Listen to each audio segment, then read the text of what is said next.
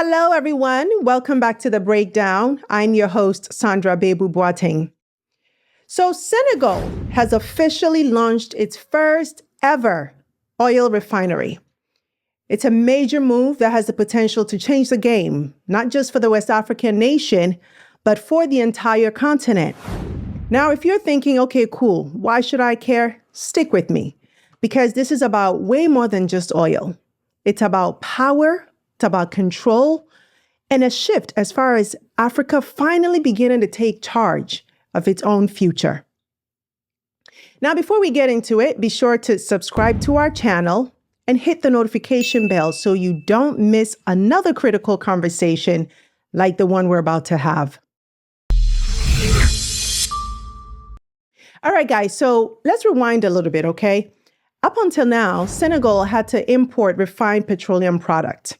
So basically, crude oil would leave Africa, get processed elsewhere, and then come back at a higher price. And that's the cycle we've seen all over and over again in Africa. And frankly, it is one of the reasons why the continent remains one of the poorest on Earth. Although we are blessed with an unimaginable abundance of natural resources, and I'm talking about resources that cannot be found anywhere else in the world, we extract very little value from them. You see, most of these resources are exported out of the continent in their raw state, and then they are returned to the continent in a finished or refined state at a premium price. So something that should cost, maybe $1 will end up costing $5 because it was refined out of the country or the continent. There is very little value creation happening on the continent. So think oil, gold, diamond, cocoa, you name it. But Senegal just said, enough of that. Time to change that. And so it all began in 2014 when the Sangomar offshore oil field was discovered off the coast of Senegal. Drilling in the field began in 2024, and this put Senegal on the map as an oil-producing nation. But here's where things got really interesting, because instead of just pumping the oil and shipping it off to be refined somewhere else, Senegal made a power move.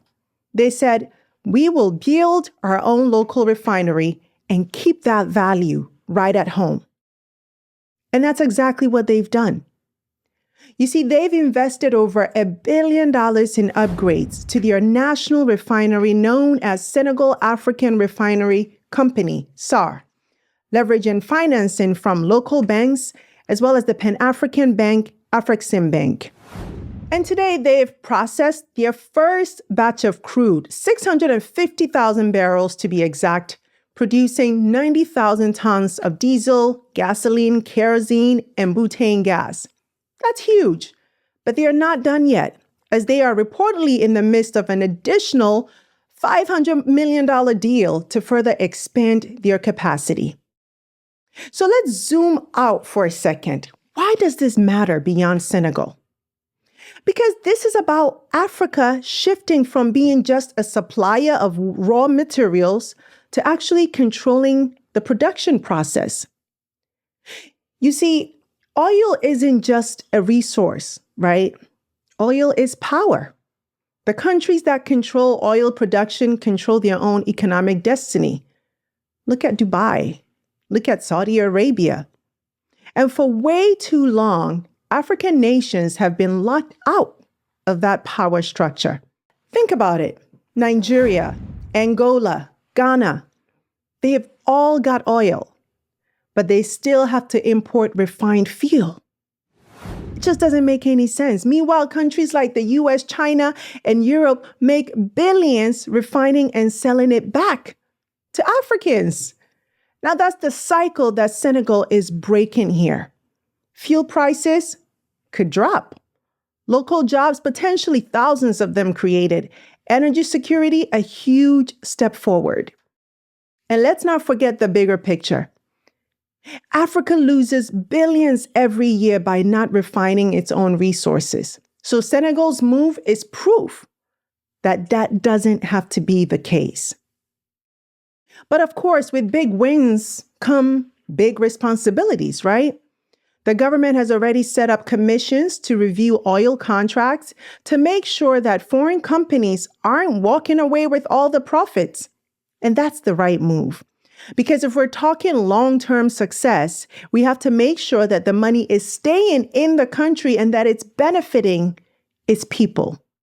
So the next step? Well, Senegal needs to reinvest these oil revenues very wisely. Infrastructure, education, and this is a big one, renewable energy. They have the chance, an opportunity to be a leader, not just in oil, but in Africa's transition to clean energy. And let's hope they take that.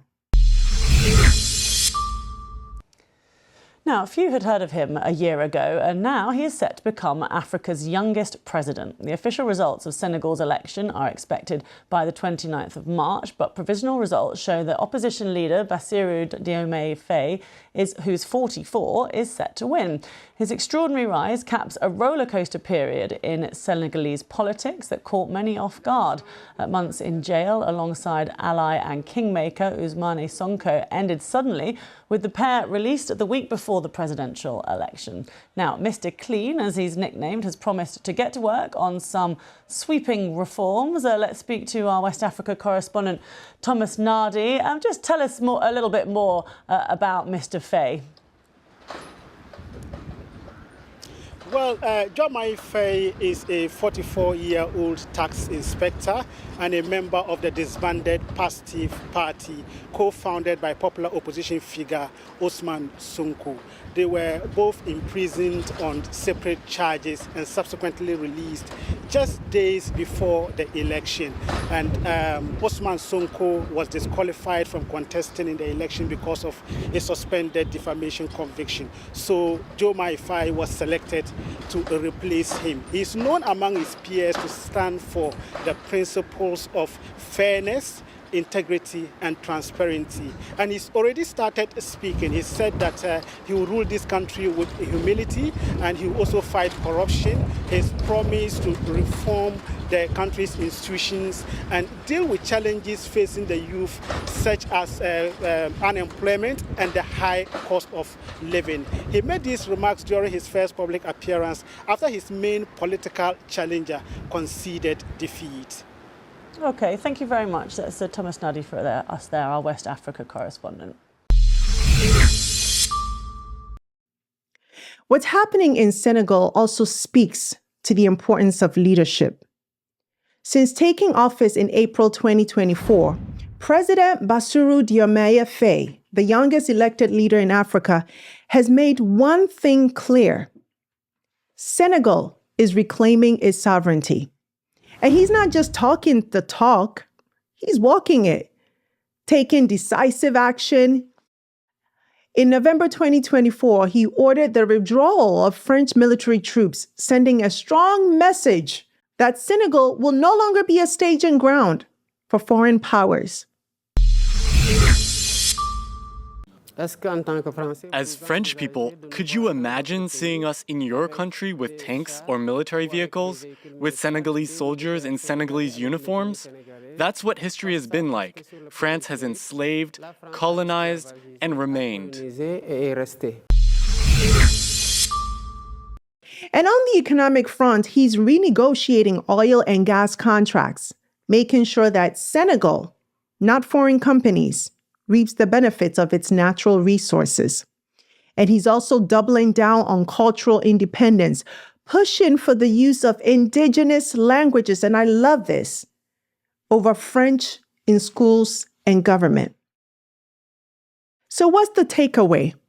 It's simple. Senegal is setting the blueprint for how African countries can take control of their own resources and break free from dependence on foreign players. This refinery is bigger than oil. It's about self-sufficiency. It's about economic growth and a new vision for Africa's future. And for me, it is just so exciting to see. So the question now is, who's next? Which African nation would you like to see follow Senegal's lead? I'd love to hear your thoughts in the comments.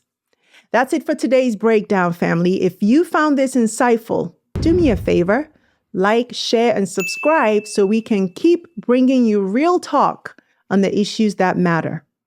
I'll catch you on the next one. Take care.